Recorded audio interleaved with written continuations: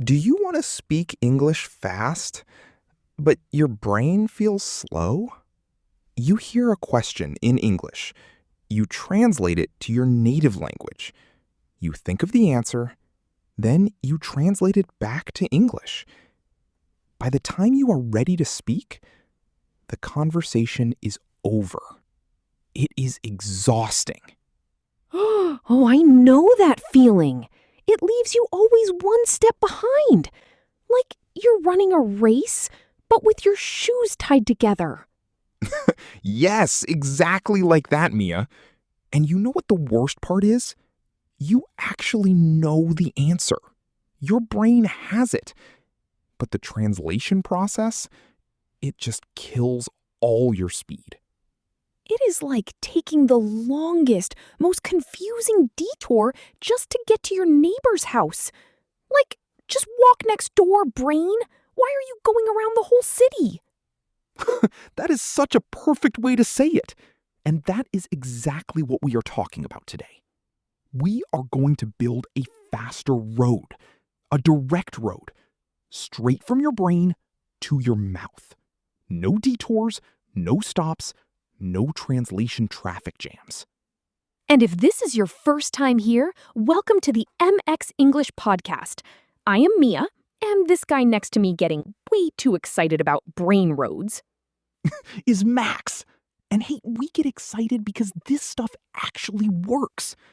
If you have not subscribed to the M.X English Podcast yet, please do it right now. We make these episodes for you, and we want you on this journey with us every single week. Okay, so Max, let's get into it. Because I feel like so many learners think the problem is their vocabulary. They think, oh, I just need more words. Right. And vocabulary matters, sure. But the real problem? It is the habit. The translation habit. Your brain learned English through your native language, so now it always wants to go back there first. Like a comfort zone detour?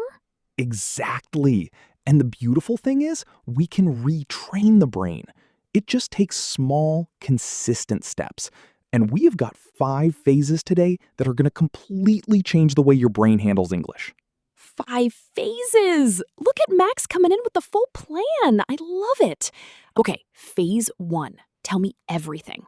Okay, so phase 1 is called Name Your World. And it is the smallest, easiest step you can possibly take. Micro small. Ooh, I like micro steps. What do we do? So here is the move. Right now, wherever you are, look around you. You see a desk? Say desk. You see a lamp? Say lamp. You see a window? Say window. Window. Desk. Lamp. Okay, this feels almost too easy, Max. That is the point, Mia. Most learners skip the tiny steps and jump straight to big sentences. But your brain needs to first stop translating objects. See the thing, say the English word. That is it. So no going, oh, what is it in my language first and then desk? Just see it, say it. Yes, see it, say it directly. And here is the trick that makes it even more powerful. Use pictures, flashcards. Not a word in your language on one side and the English word on the other. No. A picture of a cup and the word cup. That is it. Oh, so your brain connects the image directly to the English sound, not the translation route. Now you are getting it. You are building a shortcut, a direct highway, picture to word, no stops. I love this. Okay, so phase 1, label your world like an English labeling machine. See it, say it. Skip the translation middleman completely.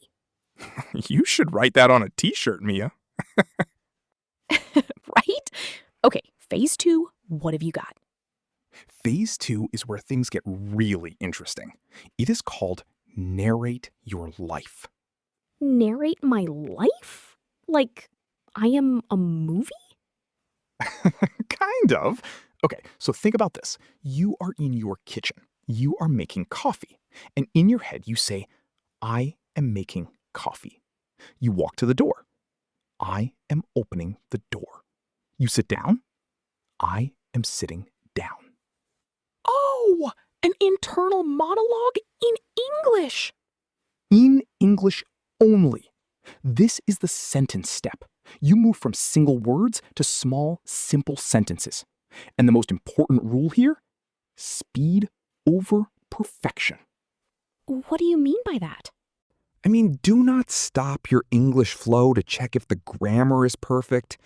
If you say, I am go to kitchen instead of I am going to the kitchen, keep moving. Do not stop.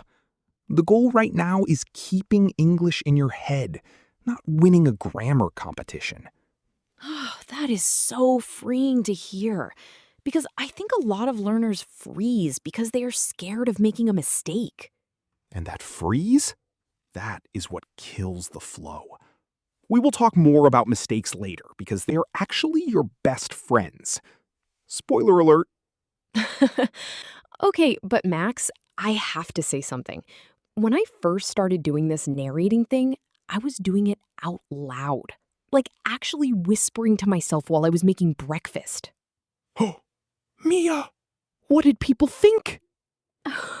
My roommate looked at me like I had completely lost my mind.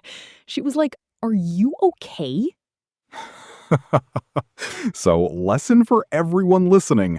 Do this in your head or in private. Your coworkers do not need to know about your English narration journey. Unless you want to explain the whole M.X English podcast to them, which, honestly, not a bad idea. Hey, share the podcast. We love new listeners. Okay, phase 3. This one is my personal favorite because it involves making fun of something. Oh, yes! The bilingual dictionary. The bilingual coaster. Tell them, Max!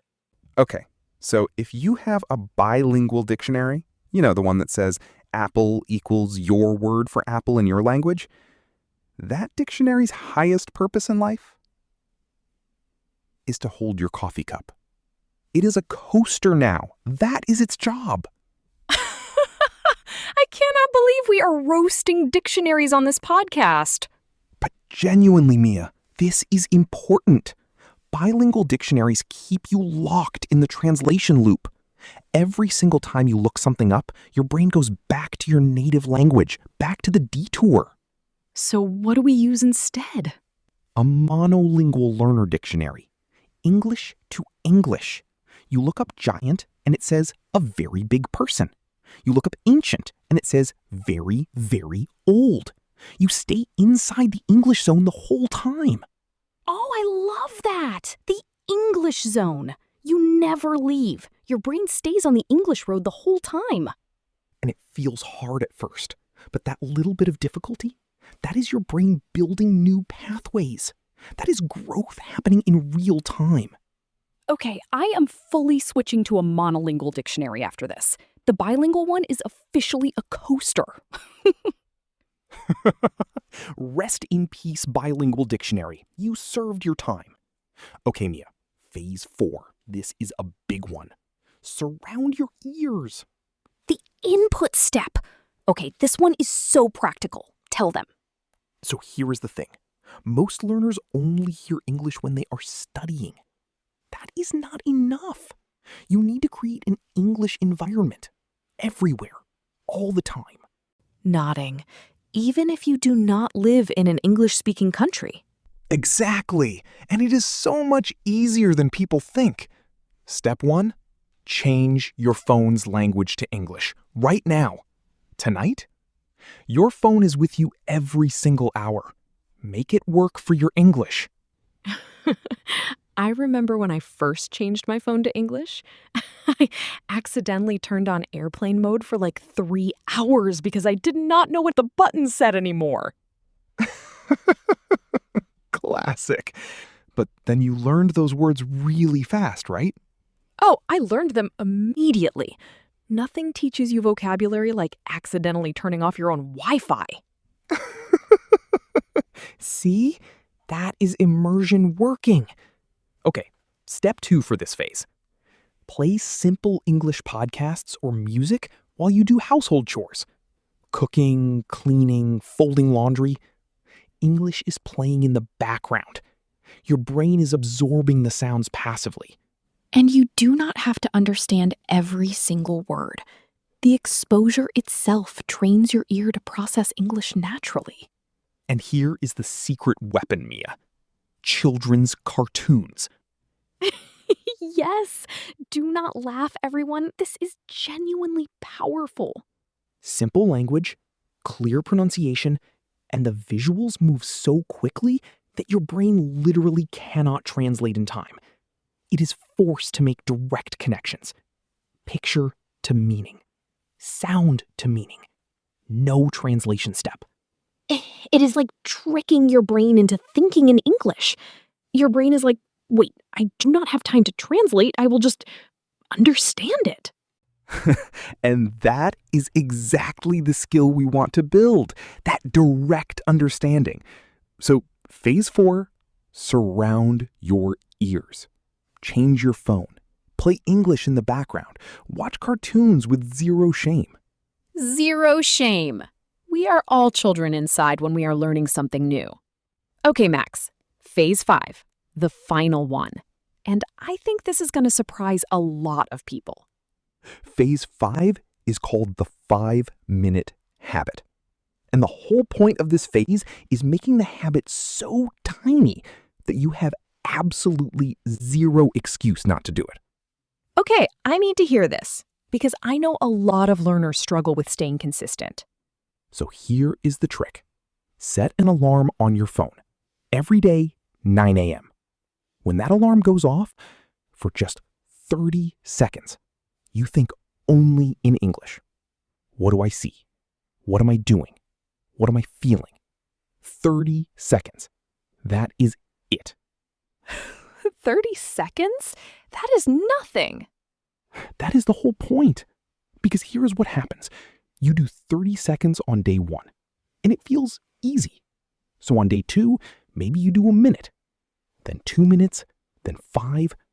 The habit grows by itself, but it only grows if you start. That is so smart because the biggest wall is just beginning. And if the beginning is only 30 seconds, almost anyone can do it. And now, the mindset piece. And this might be the most important thing we say today. Mistakes are not the bad guys. I really needed to hear this when I was learning. I used to feel so embarrassed every time I made an error. So many learners do. But here is the truth. A mistake is just your brain showing you exactly what to practice next. It is not a failure. It is a map. A map! I love that. Your mistake is a map. Be kind to your brain. It is working incredibly hard to learn a brand new system. Give it patience, give it grace, and give it daily practice. Okay, that genuinely made me feel something. All right, let us bring it all home. 5 phases, people. Let us do a quick run-through. Phase 1, name your world. Look around. Say the English word. Skip the translation. Phase 2, narrate your life. Think in English sentences while you do daily tasks. Speed over perfection. Phase 3, retire your bilingual dictionary to its new career as a coffee coaster. Switch to English definitions. Stay in the English zone. Phase 4, surround your ears. English phone, English background audio, children's cartoons with zero shame. And Phase 5, the 9 a.m. 30-second habit. Think in English for just 30 seconds every single day. Let the habit grow from there. And always be kind to your brain. And now, the moment we love most, the interactive challenge. Okay, everyone, here is what we want you to do right now.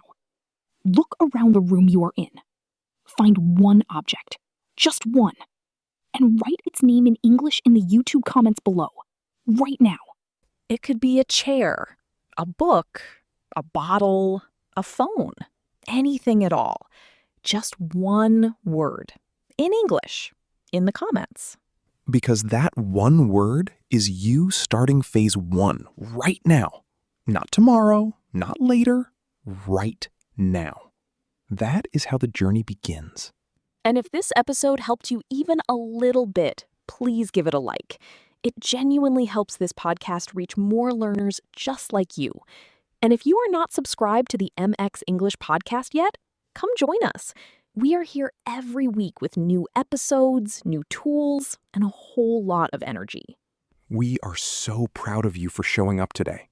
Learning a language is not easy, but you are doing it. You showed up. That already makes you ahead of most people. One small step every day. That is all it takes. All right. That is a wrap on today's episode of the M.X English Podcast. I am Max. I am Mia, and we will see you in the next one. Keep building that direct road, everyone. You have got this. See you soon.